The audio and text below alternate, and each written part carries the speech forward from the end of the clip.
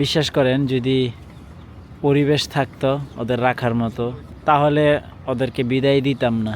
Fighting না করতে পারি তাহলে কেমন হয়ে যায়, তাই না?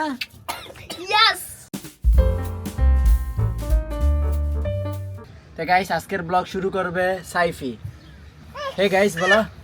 Hey guys, আসসালামু আলাইকুম। Welcome new blog. আজকে ব্লগ শুরু করে দিলাম। Welcome to my new blog. আজকে ব্লগ শুরু করে দিলাম।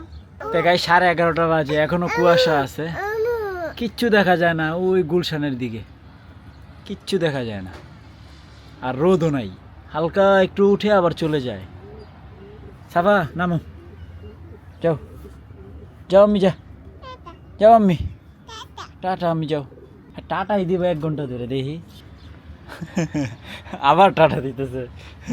সাফা এসে পড়ো, সাফা আসো, আমি ভয় পাই। সাফা আমি ভয় পাই, আমি ভয় পাই। হত্যা দিতেছে আমাদেরকে। হ্যাঁ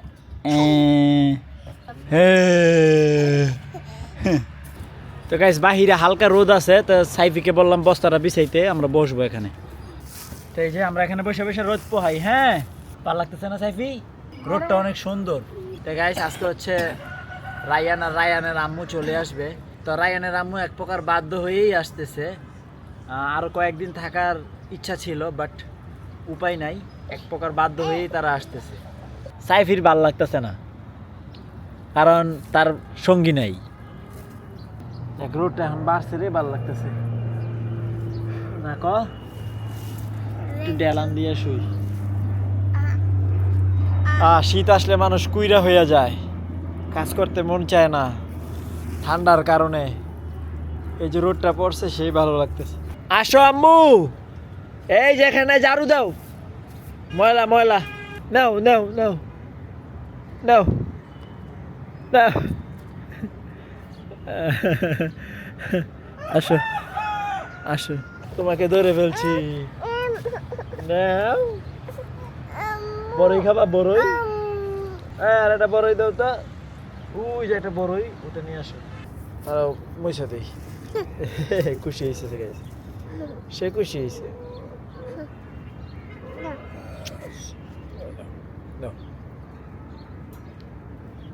ও মা আমাকে খাওয়াবা? আরে বাবা রে,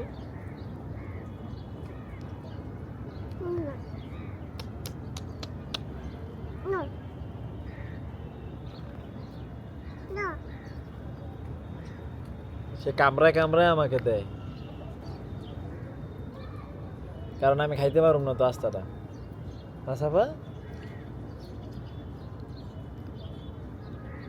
তো গাইস ওকে হচ্ছে আমাকে এখন বিদায় দিতে হবে। ভালো থাকিস জায়গা, অনেক দিন ছিলি আমাদের সাথে না, অনেক দিন। তাদেরকে বিদায় দিতে কষ্ট হচ্ছে, কিন্তু উপায় নাই। বিশ্বাস করেন যদি পরিবেশ থাকতো ওদের রাখার মতো তাহলে ওদেরকে বিদায় দিতাম না। যাও গা, ভালো থেকো। হ্যাঁ, চাদর করে দিলাম শেষমেশ। টাটা, শেষবারের মতো হাই বলে যাও। High high.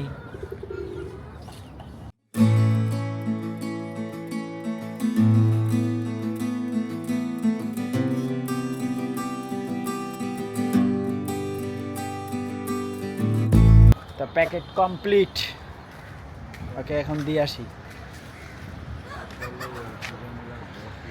তো গাইস বিকালই হয়ে গেছে, সন্ধ্যা হইতে আর 15-20 মিনিট বাকি আছে। তো গেছিলাম হচ্ছে ওয়েল্ডিংয়ের কাজ করতে ওই পাশের প্লটে, যেটা আমাদের কন্ট্যাক্ট নেওয়া। তো ওখানে যে হচ্ছে একটা দরজা রিপেয়ারিং করে আসলাম। তো গেছিলাম হচ্ছে 1টার দিকে, যখন জোহরের আজান দেয়।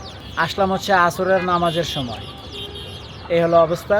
তো আজকে আর ভেজা খাবার করি নাই, আজকে এমনিতেও করতাম না, কারণ ঠান্ডা প্রচুর, এই জন্য ভিজা খাবার আর দিব না। এখন আপাতত শুকনা খাবার চলতেছে। তো মোটামুটি সবাইকে খাওয়াইলাম। সাইফি হচ্ছে শীত কন্ট্রোল করতে পারতেছে না, যার কারণে হচ্ছে সে একটা মোটা কাপড় পরছে। সোয়েটার এটা কোথায় যেন খুঁজে খুঁজে পাইছে ও। কই পাইছে এটা খুঁজে? দাদু দিছে। দাদু না থাকলে তোমার অবস্থা এবার খারাপ হয়ে যেত। এই শীতে তুমি চংবং টলি করতা। তা এখন আমি কিভাবে গোসল করব আমি সেই চিন্তাই করতেছি। প্রচণ্ড ঠান্ডা, আমার গোসল করতে হবে, প্লাস হচ্ছে লাঞ্চ করি নাই। আমার জীবনটা কেমন জানি প্রত্যেক দিনই এরকম একটা অবস্থা, মানে প্রত্যেক দিন লাঞ্চ করতে করতে মাগরিব, প্রত্যেক দিন লাঞ্চ করতে করতে মাগরিব। যাই হোক, কর্মের সঙ্গে জড়িত থাকা ভালো, শুইয়া বইয়া থাইকা লাভ নাই। কোনো একটা কাজ করলে সেই কাজের মধ্যে থাকাটা ভালো। মুরগি পালি, একটু ব্যস্ততম সময় পার করি, এইটাই ভালো। যদি আমি ফ্রি থাকতাম বসে বসে মোবাইল টিপতাম, তার চেয়ে ভালো কোনো কিছু করা।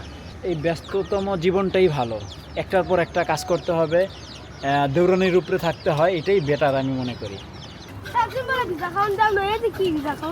ওটা হাঁসের জন্য রে বাবা, মুরগিদেরকে কি সরো তুমি, সরো সারো সারো সারো।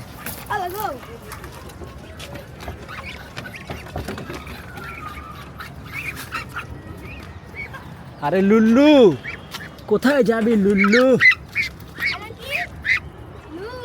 না এমনিই বললাম লুল্লু, খোলো। খাইয়া কি করছে দেখছো জায়গাটারে? তারপরে পানি খাক। তো গাইস 6:30 বাজে, তো মাত্র গোসল টোসল করলাম, ফ্রেশ হলাম, কাপড় চাপড় পরলাম। শীতের দিন তো আপনার মোটামুটি ভালোই কাপড় পরা লাগে, 2-3টা করে পরা লাগে।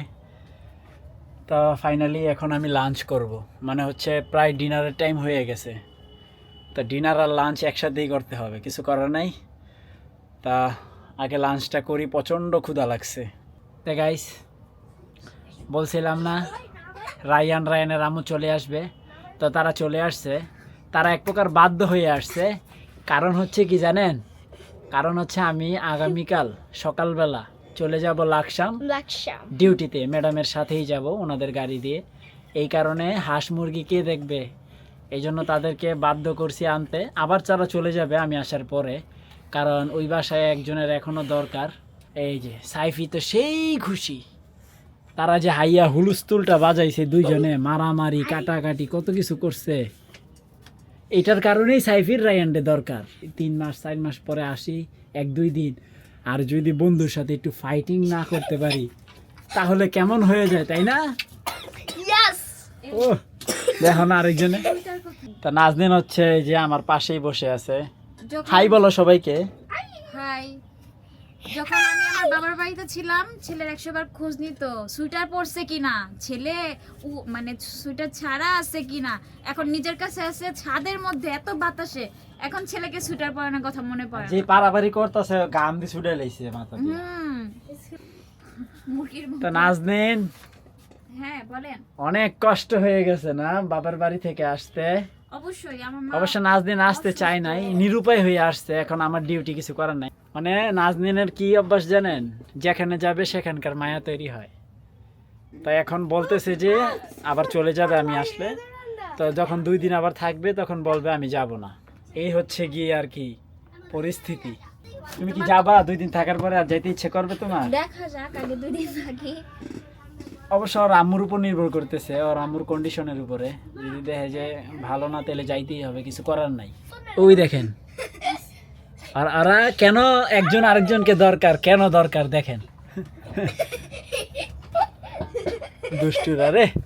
তো গাইস, ঠান্ডা কাকে বলে? প্রচন্ড ঠান্ডা, বাট রায়ানের ঠান্ডা নাই। সাদে যদি ঘুমাইতেন তাইলে বুঝতেন রায়ান বলতেছে। তো যাই হোক, আলহামদুলিল্লাহ মাত্রই ডিনার কমপ্লিট করলাম। তো ফাইনালি এখন বসবো এডিটিংয়ে। তো আই হোপ আজকের ভিডিওটি ভালো লাগছে। ভালো লাগলে ভিডিওতে একটি লাইক এবং চ্যানেলটি সাবস্ক্রাইব করে দিবেন। দেখা হচ্ছে পরবর্তী ভিডিওতে।